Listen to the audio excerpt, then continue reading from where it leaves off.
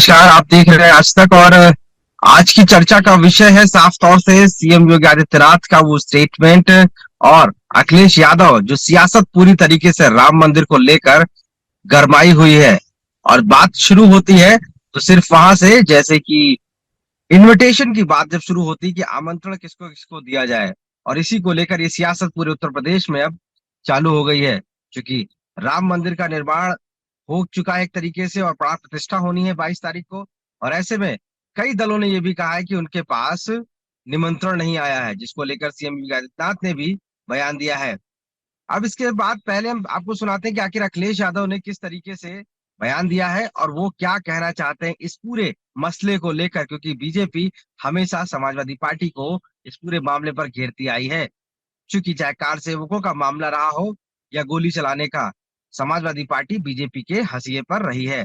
आइए हम आपको सुनवाते हैं पहले अखिलेश यादव जो समाजवादी पार्टी के चीफ हैं, उन्होंने क्या कहा। ये भगवान का कार्यक्रम है और भगवान से बड़े मुख्यमंत्री नहीं हो सकते। भगवान से बड़े कोई भी नहीं हो सकता, हम भी नहीं, आप भी नहीं, मुख्यमंत्री नहीं। और भगवान जिसको बुलाएंगे वो अपने आप दौड़ा चला जाएगा। और ये भी सही है कि भगवान किसको कब बुला ले ये भी किसी को नहीं पता। इतना करीब भगवान के हैं वो लोग, तो क्या उन्हें तारीख पता है? और अगर ये बातें मुख्यमंत्री जी कह रहे हैं तो इसका मतलब ये साबित कर रहे हैं कि भारतीय जनता पार्टी सूची बना रही है कौन अतिथि होगा, कौन आएगा, कौन नहीं आएगा। ये भगवान का कार्यक्रम है, भगवान श्री राम का कार्यक्रम है। उसमें इन लोगों को ज्यादा हस्तक्षेप नहीं करना चाहिए। भगवान जिसको बुलाएंगे वो जाएंगे।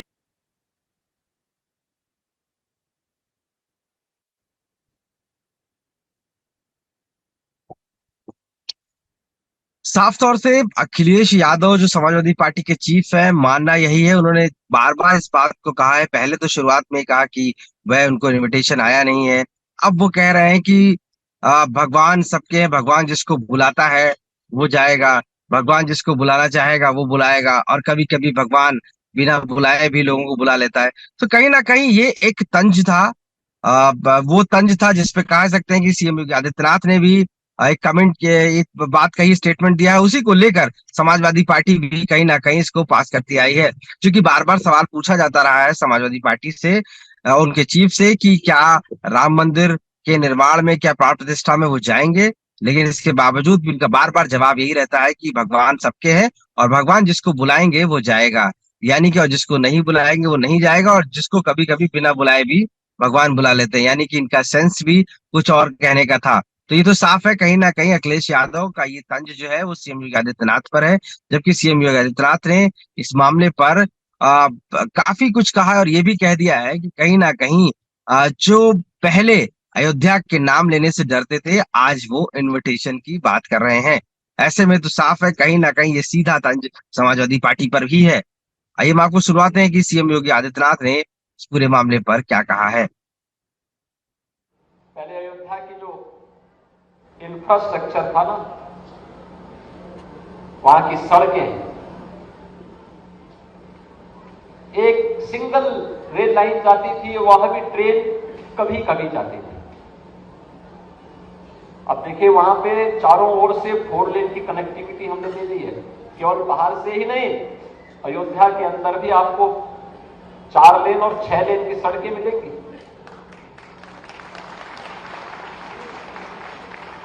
22 जनवरी के बाद जाकर के थोड़ा अयोध्या धाम को देखिए, आपको त्रेता युग याद आ जाएगा।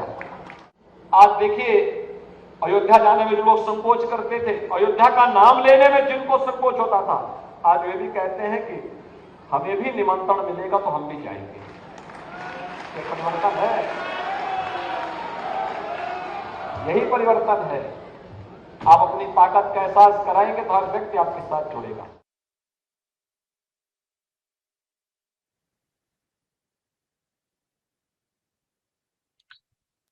तो देखा आपने किस तरीके से सीएम योगी आदित्यनाथ ने साफ तौर से कहा है कि जो इनविटेशन की बात है वो भी कही, और कहीं ना कहीं इस पूरे अयोध्या का जो राम मंदिर तैयार हो रहा है, प्राण प्रतिष्ठा है 22 तारीख को जनवरी में, इसको लेकर पूरी तरीके से कहीं ना कहीं सियासत भी चालू हो गई है। अयोध्या की तैयारियों की बात करें तो पूरी तरीके से वहां पर जो मूर्तियां लगनी है प्राण प्रतिष्ठा के लिए वो कहीं ना कहीं आ गई हैं। और ऐसे में पूरी अयोध्या को सजा दिया गया है। इस अयोध्या में सजाने की बात करें तो चाहे वो लाइट डेकोरेशन का काम हो या वहां पर जो सजावट का काम है वो पूरा हो जा चुका है। जो लेन तैयार करनी है वो तैयार हो जा चुकी है। यानी अयोध्या को पूरा राममय बना दिया जा चुका है। लता मंगेशकर चौक से लेकर रामपथ और रामपथ से लेकर रामलला तक का मंदिर पूरी तरीके से अयोध्या में नजर आ रहा है। हर जगह भगवा नजर आ रहा है, हर जगह आरती नजर आ रही है। तो ये सारी जो तैयारियां हैं वो 22 तारीख की हैं कि 22 तारीख को जैसे ही प्रधानमंत्री मोदी प्राण प्रतिष्ठा करेंगे, रामलला को स्थापित करेंगे मंदिर में, और भव्य राम मंदिर जो अयोध्या में बनकर तैयार हो रहा पूरे देश के लिए, अगले एक दिन बाद से खोल दिया जाएगा। यानी कि लोग दर्शन के लिए आने लगेंगे। तो ये तैयारियां अभी से चल रही हैं और कहीं ना कहीं इस तैयारियों को लेकर पूरे अयोध्या को, अयोध्या नगरी को इस तरीके से सजाया गया है जैसे राम जब वनवास से लौटते हैं उस स्थिति को दिखाया गया। किस तरीके से दीपावली मनाई जाएगी, किस तरीके से वहां पर लोग उनको देखने के लिए आतुर रहेंगे।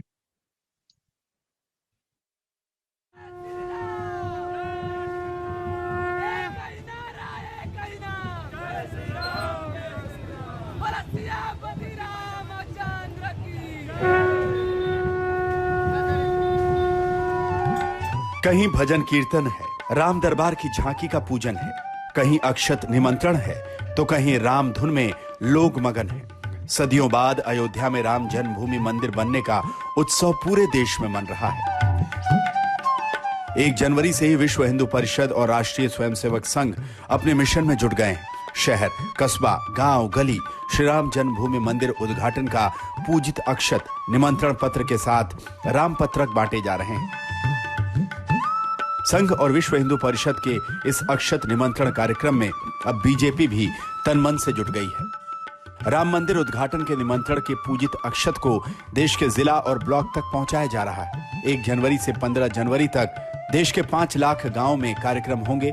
इसके लिए ब्लॉक से लेकर बस्ती तक टोलियां बनाई गई हैं, जिसमें पूजित अक्षत के साथ लोगों को पत्रक दिया जाएगा।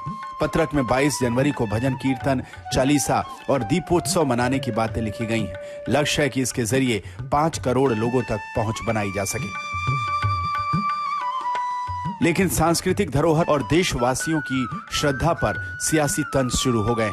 कहीं मंदिर की घंटी को अंधकार का प्रतीक तो कहीं राम मंदिर के उद्घाटन को मनुवाद की वापसी बताया जा रहा है, क्योंकि विपक्ष को डर सता रहा है कि राम आएंगे तो आएंगे, राम भक्ति की राजनीति पर सवार होकर बीजेपी अजेय न बन जाए। और बीजेपी ने इसकी भरसक तैयारी भी कर रखी है।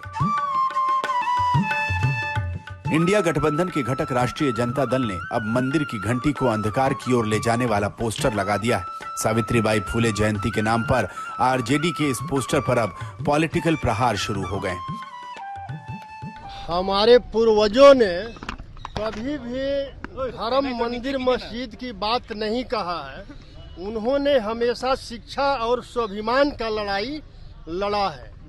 तो मैं कहता हूं, मैं जो कदम उठाया हूं, देश के बहुजनों के हाथ में धर्म का झंडा नहीं, कलम और किताब होना चाहिए। मैं कलम और किताब का बात करता हूं। हालांकि राजनीति के विरोध में राम मंदिर का विरोध और राम मंदिर के बहाने धर्म विरोधी बयानों को लेकर इंडिया के घटक दलों में भी मतभेद नजर आने लगे।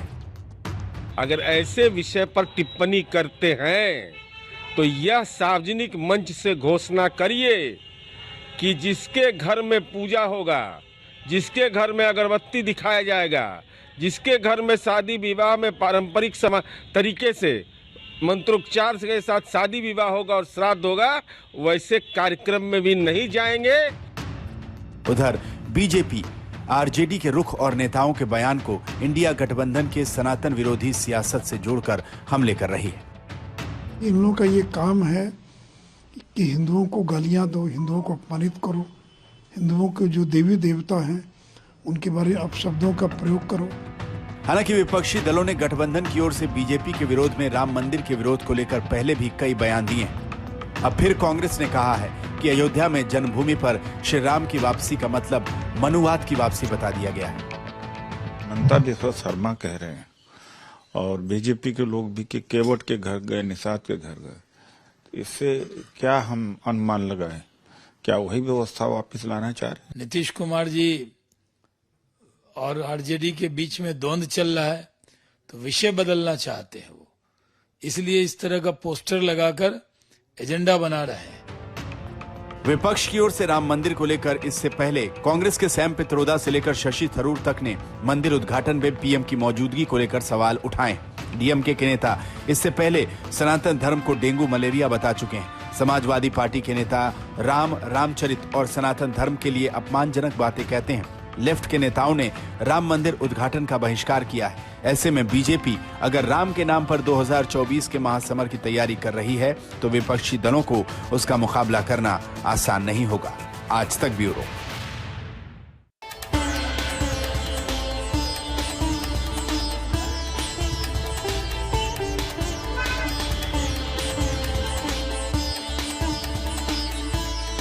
इधर उधर बिखरी आधी अधूरी मूर्तियां, कुछ तराशी हुई, कुछ शिला स्वरूप में मौजूद और एक शिला में अपनी कला को आकार देता मूर्तिकार। पत्थरों से टकराते औजारों की आवाज में मूर्तिकार की कल्पना आकार लेती जाती है। कुछ श्वेत, कुछ श्याम, कुछ धूसर, कुछ चितकबरे पत्थर। इन्हीं शिलाओं को एक मूर्तिकार की कला ऐसा स्वरूप गढ़ देती है कि दुनिया के लिए वो शिला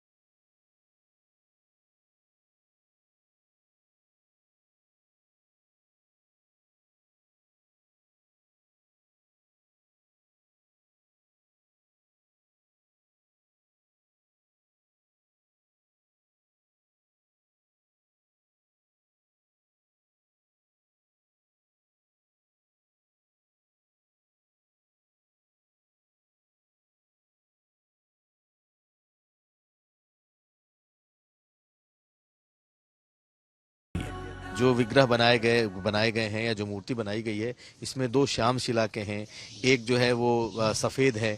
तो आखिर कौन सा आप लोगों को पसंद आया या कौन से भगवान राम को रखे जाए? अरे भगवान देखो हृदय के स्वच्छ हैं तो वो वाले भी पसंद है, और भगवान स्वयं श्याम रंग के थे तो वो भी पसंद है। हमें तो सब पसंद है।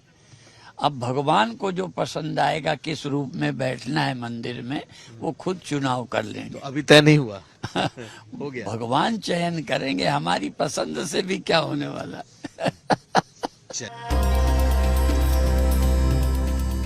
मूर्ति चयन के लिए हुई आखिरी बैठक में शामिल संतों, धर्माचार्यों और ट्रस्ट के पदाधिकारियों ने अपनी अपनी राय कागज पर लिखकर ट्रस्ट को सौंप दी थी। उन्हीं में से बहुमत की राय के मुताबिक प्रतिमा का चयन निश्चित किया गया था।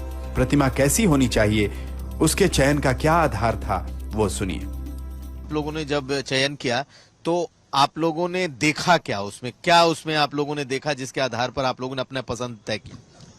हम लोगों ने देखा, सबसे पहली बात यह है कि भगवान 5 वर्ष से कम अवस्था के लगने चाहिए। दूसरी बात है उनके चेहरे पर सुंदर मुस्कुराहट होनी चाहिए।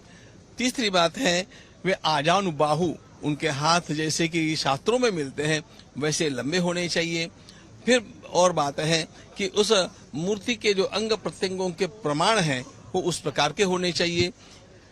इस प्रकार से अनेक पहलुओं से इन मूर्तियों का अवलोकन हमने किया। चयन के मानदंडों के हिसाब से गर्भगृह में लाई जाने वाली प्रतिमा रामलला यानी बाल रूप की प्रतिमा होनी चाहिए, जिसमें 5 वर्ष के बाल राम की छवि नजर आनी चाहिए। हालांकि योगीराज अरुण की बनाई मूर्तियां ऊंचाई में भले ही 51 इंच की लग रही हों, लेकिन इसमें बाल राम की जगह किशोर वय राम की छवि नजर आ रही है। और विग्रह में चयन की शर्तों के हिसाब से माता जानकी और हनुमान की प्रतिमाएं भी बाल राम के स्वरूप में मौजूद नहीं हो सकती। ऐसे में पुष्टि करना मुश्किल है कि श्री राम जन्मभूमि पर बने भव्य मंदिर के मुख्य गर्भगृह में कौन सा विग्रह स्थापित किया जाएगा। राम मंदिर ट्रस्ट की ओर से अभी तक इसकी जानकारी नहीं दी गई है कि 2 श्याम और 1 श्वेत पत्थरों की मूर्तियों में से किस रंग की मूर्ति का चयन मंदिर में स्थापना के लिए किया जाना है। कुमार अभिषेक के साथ आज तक ब्यूरो।